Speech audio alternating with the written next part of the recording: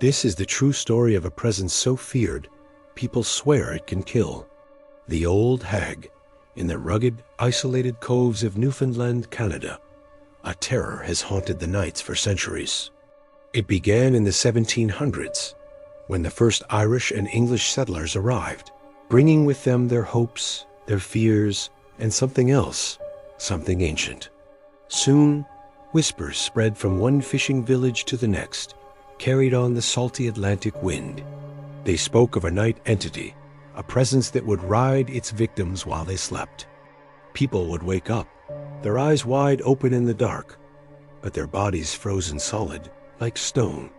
They couldn't move, couldn't breathe, couldn't even scream for help. What was truly terrifying was the consistency. It wasn't a nightmare. It was real, and it was happening to everyone. By the 1800s, this nameless dread was given a face and a name. Journals from the era, passed down through oral histories, began to describe a hag-like woman. The details were chillingly specific. They said she was a hunched, dark figure, a silhouette of pure malice that would appear in the dead of night. She would climb onto the bed and sit directly on the victim's chest, her weight immense and suffocating. People reported a crushing pressure, as if a boulder was placed upon their lungs. They believed, with absolute certainty, that they were about to die, suffocated in their own beds by a phantom they could see but could not fight. Over the decades, a clear pattern of attack emerged. The Old Hag, as she came to be known, almost always struck in the deepest hours of the night, or in that fragile, gray time just before dawn. A person would be sound asleep, and then suddenly they'd be awake. Not drowsy, not half-dreaming, but completely, terrifyingly conscious. Their mind would be alert, but their body would be a useless prison of flesh and bone. At the same time, an immense pressure would build on their chest. Some victims reported hearing faint, sinister whispering right beside their ear. Others heard chanting in a language they couldn't understand, or even worse, a dry, mocking laughter that echoed in the silent room. As more and more people shared their horrifying experiences, a composite image of the entity began to form. They all described her as female, ancient, and twisted with malevolence. Her face was a mask of wrinkles and shadows, with eyes that were either dark, sunken pits, or that glowed with a faint, sickly light, pinning their own arms to their sides, or, for the truly unlucky, wrapping around their throat. Perhaps the most visceral detail was the smell. Many who survived an attack reported a distinct odor accompanying her presence, the scent of decay, of damp earth, like a freshly opened grave. It was a multi-sensory assault designed to terrorize, to break the spirit before it broke the body. The most profound element of the Old Hag's attack was the absolute certainty of death. Every single victim, without exception, reported the same feeling. This is it. I am going to die right now. Their heart would pound against their ribs like a trapped bird, a frantic drumbeat in their ears. The sound would get louder, a roaring or a high-pitched ringing, as their vision began to darken at the edges.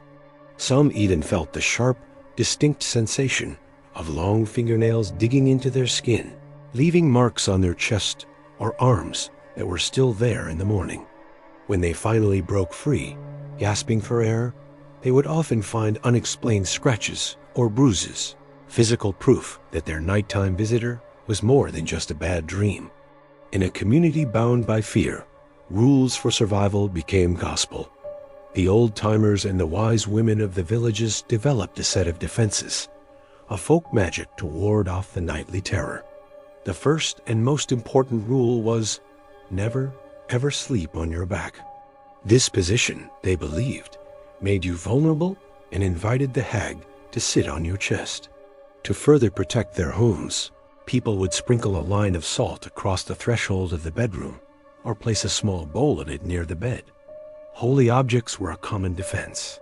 Bibles were kept on the nightstand, and rosary beads were clutched in the hand or tucked securely under the pillow. It was widely believed that reciting the Lord's Prayer even silently in one's mind, had the power to weaken the hag. But sometimes the defenses failed. The darkest chapter in the legend of the Old Hag involves the deaths attributed to her. Throughout Newfoundland's history, there have been instances of sudden, unexplained nighttime deaths. A person, often elderly or frail, would be found in their bed in the morning, having passed away in their sleep. The coroner would find no signs of a struggle, no obvious cause of death. They would appear peaceful, as if they simply stopped breathing. But the families knew. They would shake their heads and whisper that the Old Hag had finally won. They insisted she had rode them to death, suffocating the life out of them so slowly and quietly that no one else in the house even knew it was happening. This fear made the hag more than just a tormentor. She was a potential executioner. As the world moved into the 20th century, modern science arrived in Newfoundland, bringing with it new explanations. Doctors and psychologists heard the stories and gave the phenomenon a clinical name: sleep paralysis. They explained that it was a natural, harmless event where the mind wakes up before the body's sleep-induced muscle atonia wears off. The crushing pressure? A symptom of that paralysis. The dark figure? A hypnagogic hallucination, a waking dream projected onto the real world. But the locals were not convinced. They rejected the scientific explanation. How could it be a hallucination when an entire island described the exact same woman? How could it be random when it happened to perfectly healthy, strong young men and women, not just the sick? Most importantly, victims insisted that the presence felt intelligent. It felt aware. It reacted to their thoughts, their prayers, and their fear. It wasn't a glitch in the brain. It was a visitor. Even today, in the age of the internet and instant communication, the Old Hag has not loosened her grip on Newfoundland. From the 1990s to the present, reports continue to surface from communities all across the island, and the descriptions remain eerily, terrifyingly consistent with those recorded 200 years ago. It is still a hunched old woman who sits on your chest and steals your breath. Some modern accounts add a new chilling dimension. They claim the hag learns.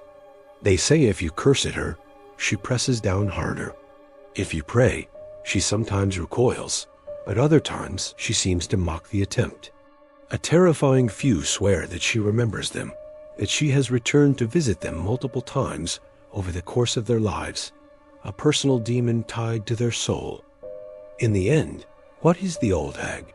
Is she a medical condition? A fascinating but ultimately harmless quirk of human neurology? Or is she something more? Science can explain what happens to the body during sleep paralysis, the atonia, the fear response, the hallucinations. But it cannot explain the terror.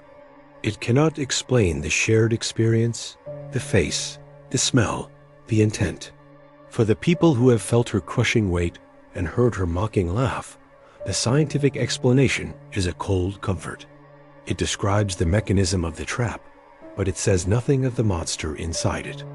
In Newfoundland, when you wake in the dead of night, frozen and unable to move, they don't say you're dreaming.